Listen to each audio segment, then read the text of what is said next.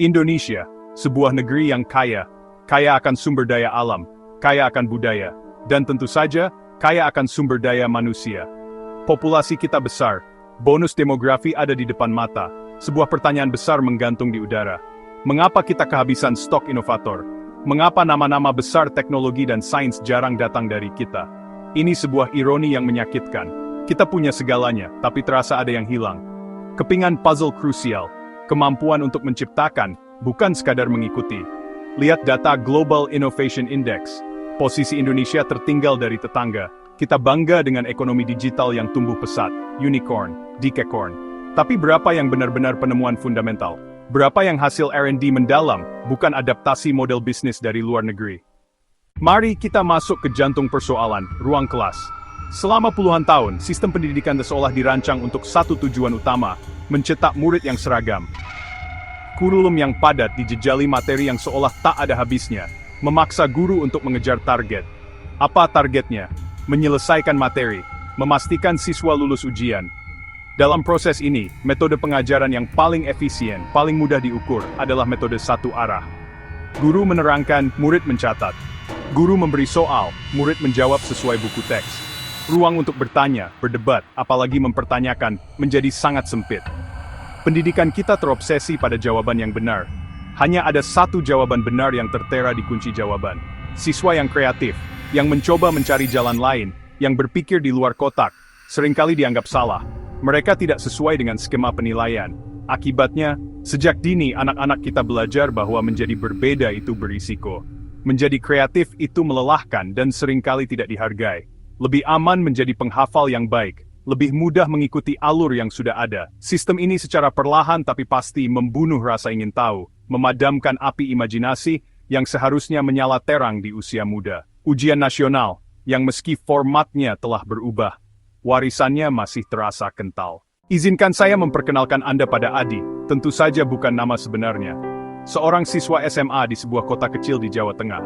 Sejak SMP, Adi gemar mengoprek barang-barang elektronik. Radio bekas, mainan rusak, semua ia bongkar. Ia belajar otodidak dari internet. Ia mencoba membuat robot sederhana dari dinamo, dari kardus. Ia bermimpi membuat drone murah dari bahan-bahan bekas untuk membantu petani di desanya memantau sawah. Sebuah ide brilian, lahir dari pengamatan dan empati. Potensi seorang inovator sejati ada dalam dirinya. Namun di sekolah, potensi Adi seolah tak terlihat. Waktunya habis untuk mengerjakan tumpukan pekerjaan rumah. Fisika di kelas terasa jauh dari apa yang ia lakukan di rumah. Rumus di papan tulis terasa abstrak, tidak terhubung dengan dinamo dan kabel yang ia genggam. Guru-guru baik, tapi terikat kurikulum.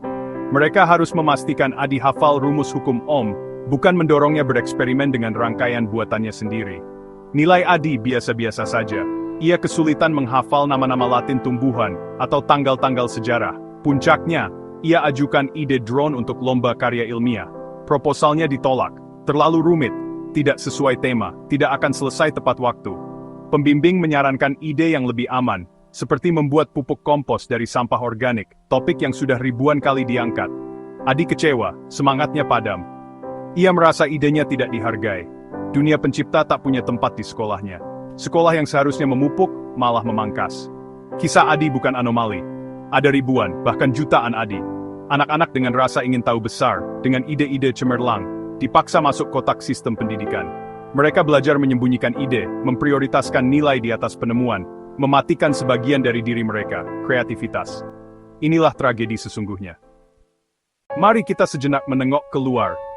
Melihat cermin dari negara-negara yang terbukti sukses melahirkan inovator kelas dunia. Ambil contoh Finlandia. Apa rahasia mereka? Jawabannya mungkin mengejutkan, lebih sedikit lebih baik. Jam sekolah lebih pendek. Pekerjaan rumah hampir tidak ada. Ujian standar baru dimulai di usia remaja akhir. Sistem pendidikan mereka tidak terobsesi dengan pemeringkatan dan kompetisi. Sebaliknya, mereka fokus pada satu hal, menumbuhkan kegembiraan belajar. Guru memiliki otonomi penuh merancang pelajaran yang relevan. Kurikulum berbasis fenomena, bukan mata pelajaran terkotak. Siswa belajar tentang perubahan iklim, biologi, kimia, geografi, seni, melihat masalah dari berbagai sudut, berkolaborasi mencari solusi. Sekarang kita lihat Korea Selatan, sebuah negara yang pernah terpuruk dan bangkit cepat. Pendidikan mereka kompetitif dan penuh tekanan. Namun ada sisi lain, investasi masif dalam riset dan pengembangan. Mereka membangun ekosistem yang menghubungkan universitas kelas dunia, industri seperti Samsung dan Hyundai. Lulusan terbaik didorong jadi peneliti dan pencipta teknologi baru. Perbedaan mendasar terletak pada tujuan akhir. Di Korea, tekanan diarahkan menciptakan keunggulan teknologi dan ekonomi, dengan jalur jelas bagi talenta sains dan teknik untuk berkarya dan dihargai. Sementara di Indonesia, tekanan sering berhenti pada mendapatkan ijazah dan status sosial. Kita belum punya ekosistem sekuat itu untuk menyerap dan mengembangkan talenta menjadi inovator. Finlandia mengajarkan pentingnya fondasi di usia dini, sementara Korea Selatan menunjukkan pentingnya ekosistem di tingkat lanjut. Keduanya adalah pelajaran berharga. Selain sistem pendidikan, ada dinding-dinding lain yang menjulang tinggi, menghalangi lahirnya para inovator di Indonesia. Dinding pertama adalah budaya. Kita hidup dalam masyarakat yang seringkali masih feodal dan paternalistik. Budaya asal bapak senang, atau sikap ewu pakewu masih kental terasa. Dalam konteks pendidikan dan kerja, ini menjadi keengganan untuk bertanya, mengkritik, atau menantang atasan dan senior. Padahal, inovasi lahir dari pertanyaan kritis. Dari keberanian untuk mengatakan, saya punya ide yang lebih baik. Budaya yang menuntut kepatuhan buta adalah racun bagi kreativitas. Dinding kedua adalah birokrasi yang berbelit. Untuk memulai riset atau proyek inovatif, proposal, perizinan, laporan pertanggungjawaban, anggaran sering turun terlambat dengan aturan penggunaan yang kaku. Birokrasi membuang waktu dan membunuh kelincahan yang dibutuhkan untuk inovasi. Dua hal yang sering bertentangan dengan sifat birokrasi kita. Dinding ketiga adalah infrastruktur dan fasilitas. Ketimpangan antara sekolah kota besar dan daerah terpencil masih nyata. Bagaimana berharap inovasi jika akses internet saja mewah?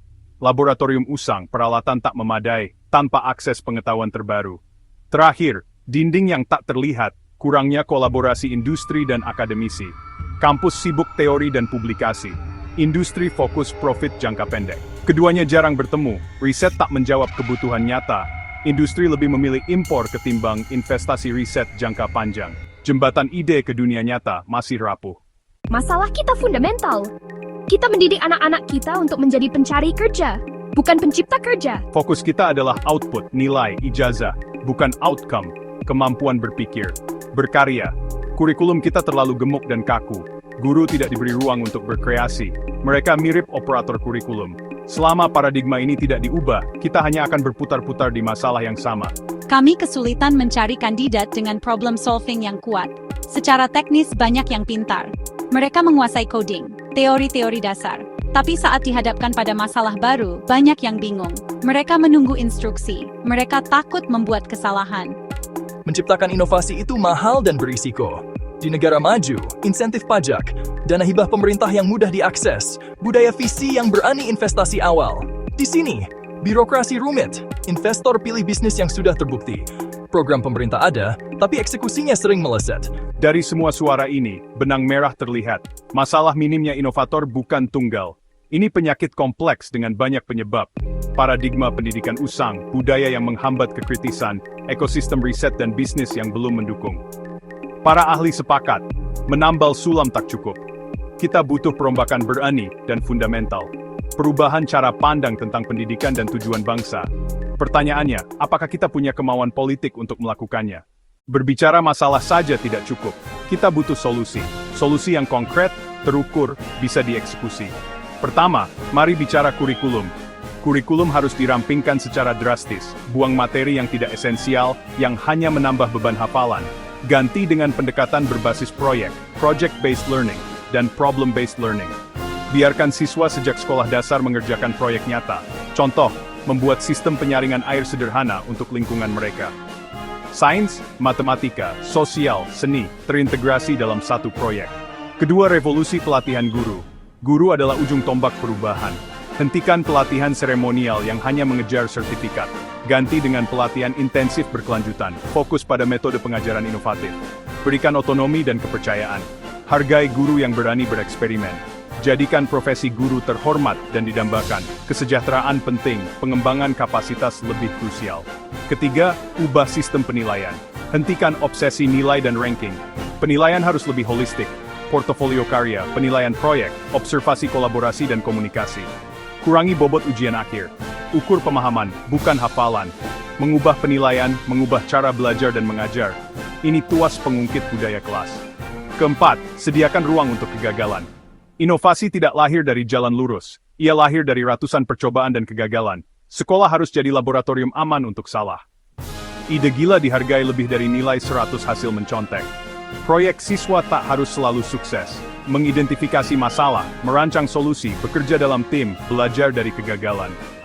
Membangun mentalitas yang tangguh dan tidak takut gagal adalah bekal terpenting bagi seorang calon inovator. Perubahan di dalam sekolah saja tidak akan cukup jika tidak ada jembatan yang kokoh ke dunia nyata. Disinilah kolaborasi industri dan revitalisasi pendidikan vokasi vital. Selama ini ada jurang menganga. Keduanya harus dipaksa duduk bersama, bukan hanya seminar, tapi merancang kurikulum yang relevan. Perusahaan besar harus didorong dan diberi insentif membuka pintu bagi magang, program riset bersama, rekrutmen talenta langsung dari kampus. Pendidikan vokasi harus direformasi total, hentikan citra sekolah kelas 2, jadikan pusat keunggulan yang menghasilkan tenaga terampil dan siap berinovasi. Kuncinya adalah link and match yang sesungguhnya. Kurikulum disusun bersama industri, peralatan praktik setara pabrik, pengajar juga dari praktisi. Lulusan bukan hanya siap kerja, tapi dibekali jiwa kewirausahaan. Pemerintah harus jadi dirijen, regulasi yang mempermudah kolaborasi, insentif pajak super bagi industri yang berinvestasi pada vokasi dan riset.